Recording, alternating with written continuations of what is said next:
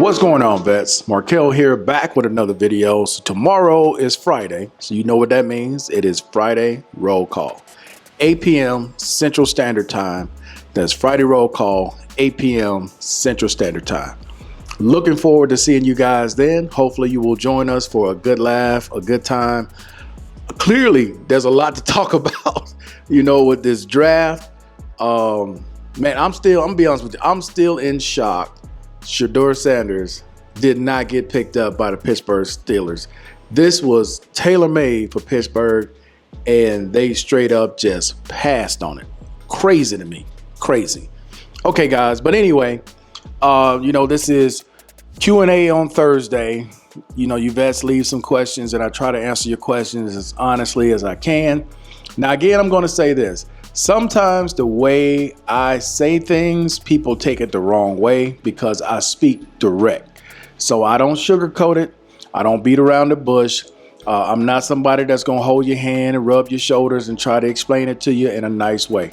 I'm just going to be direct. So if that's not your style, then I'm sorry. You're going to have to find somebody else to get info from, but that's just the way I talk. All right.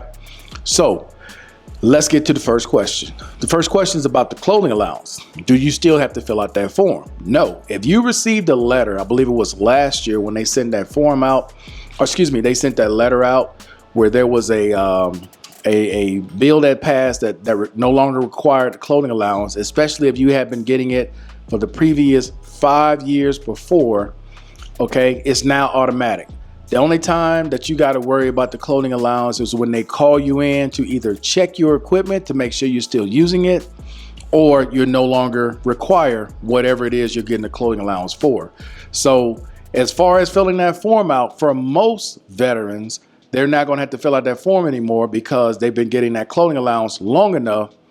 And that letter lets you know who is getting it and who's not. So if you have not received that letter that states that you are not required, to fill out a form for the clothing allowance anymore, then yeah, you want to fill it out if you did not receive that letter.